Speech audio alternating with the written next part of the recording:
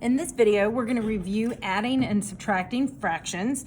There are steps to adding and subtracting fractions, but we're going to kind of look at them all as one piece. So if you look at number one, since my denominator is the same, I'm just going to keep the same denominator and I add my numerators. 1 plus 3 is 4.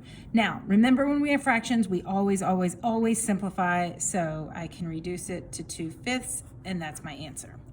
What happens when we have unlike denominators? Well, I find a common denominator. I can start at step 2, and I'm going to find a common denominator, and which is the least denominator. So I ask myself, what is the least number that goes into 10 and 15? Well, I know that number is 30. So I'm going to write a 30 minus 30. And then 10 goes into 30 3 times. So I bring that 3 on top, and 3 times 3 is 9. 15 goes into 30 2 times, so 11 times 2 is 22. So now I keep my same denominator, and then I combine them. So I have a 9 and a negative 22. I know I have more negatives because I'm negative 22. How many more negatives do I have? I have 13 more negatives, and I can't reduce, so I keep it. All right, number 5. The first step here is I'm going to simplify. A negative and a negative is a positive. So really I'm saying 2/9 plus 5/18. And for me, writing fractions when I add and subtract, I like to write them up and down, not side to side, because that way it's easy for me to turn them into equivalent fractions when I find my least common denominator. So 18 is a number that goes into both 18 and 9. 9 goes into 18 2 times, and then I multiply 2 times 2 is 4. 18 goes into 18 once, and it's just the same thing. 5/18 is the same as 5/18. So now, because I'm adding, I keep my denominator, which is 18, and I add my numerators. A 4 and a 5 is a positive 9, and of course, I can reduce to 1/2, and 1/2 becomes my answer. Okay, look at number 7. I always write my mixed number as improper fractions because it's easier that way. So remember, this is a negative rational number. So all it means is 8 times 2 plus 3. A lot of times students will say 8 times a negative 2 and a positive 3, and I'm like, no. It just means it's still negative regardless of what you do. So I'm still going to popcorn 8 times 2 plus 3, and I get 16 and 3 is 19. And it's negative, so it's a negative 19/8. And then I know this is a negative number, negative rational number, so I minus. And now I popcorn. 4 times 1 plus 3 is 7/4. So now I have negative 19/8 and a negative 7/4. So I'm still going to find my common denominator, which is 8. It's still a negative 19. Here, I turn the top. 4 goes into 18 twice, bring that 2 up, and I multiply negative 7 times 2 is a negative 14.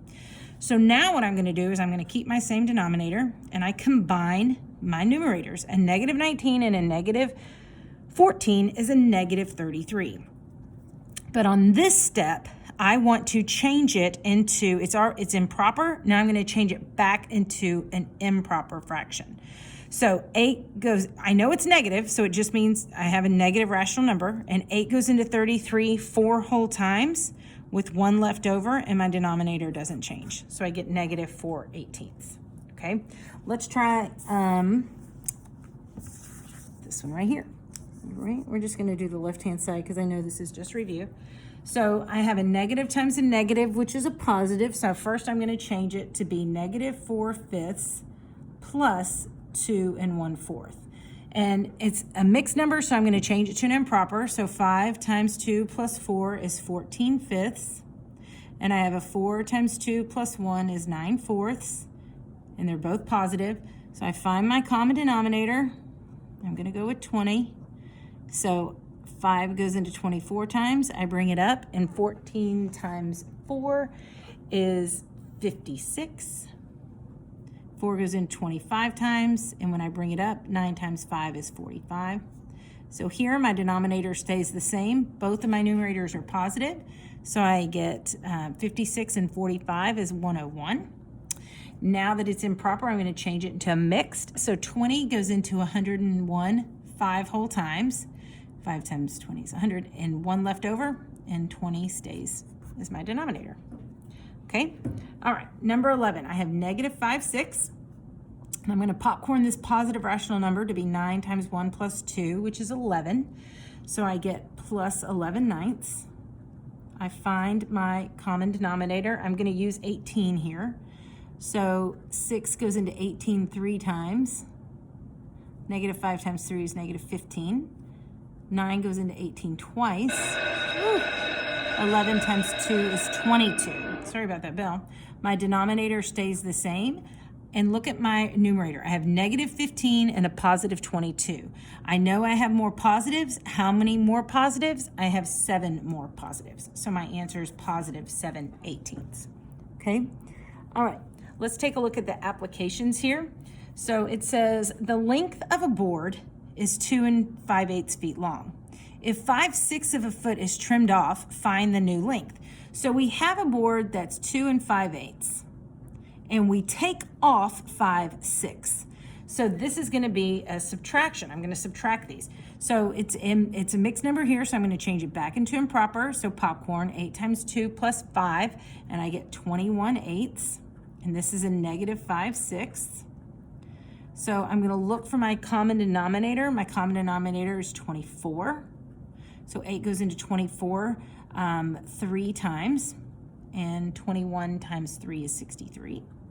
6 goes into 24 4 times, and when I bring it up, a negative 5 times 4 is a negative 20. My denominator stays the same as 24, and when I combine positive 63 and a negative 20, I get positive 43. I don't want to keep it at here. I want to keep it as a mixed number. So 24 goes into 43 one whole time. My leftovers of 19 goes on top, and my denominator doesn't change. Because this is a word problem, you don't leave it as 1 and 19/24. What are we talking about? We're talking about the length of a board in feet. So what is the new length? 1 and 19/24 feet. That's my answer. All right, let's take a look at number 14. It says, during a recent 2-day snowstorm, it snowed 6 1/8 inches on the first day, and 8 5/12 inches on the second day. It wants the total, so I'm going to add these together. So I'm going to popcorn. 8 times 6 plus 1 is 49, 48, 40, yep, 49 over 8.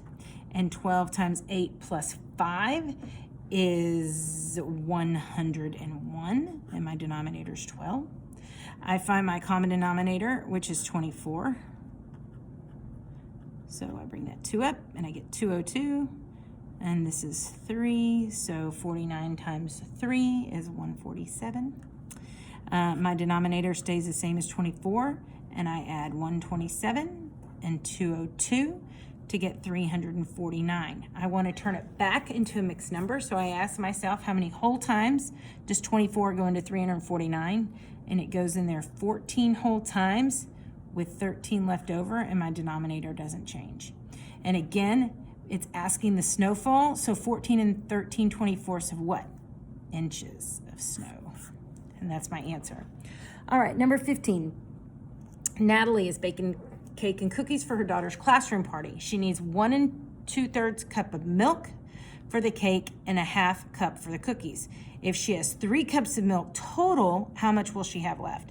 Well, first of all, we need to find how much she needs. So we know she needs 1 2/3 cup of milk, and then for the cake, and then she also needs 1/2 cup for the cookies. So I'm going to add these together, and I get 3 times 1 plus 2 is 5/3 plus 1/2. Again, my denominator here is 6, my common denominator, and I get 10/6 and 3/6, which is 13/6. But how many cups is that? It's really 2 cups and 1/6 left over. So here, the question's asking, she has 3 cups of milk. So how much does she have left? Well, 3 minus 2 and 1/6, you should know that off the top of your head, that it's 5/6 cups left over. But if you don't know that off the top of your head, you can remember, turn 3 into a whole number, 3 over 1, popcorn this guy to get 13 over 6, and it's negative. So common denominator 6, that stays the same. This is 18. So my denominator 6, I combine my numerators, 18 and a negative 13 is 5. So either way, I get 5/6 cups. So that's your refresher for addition.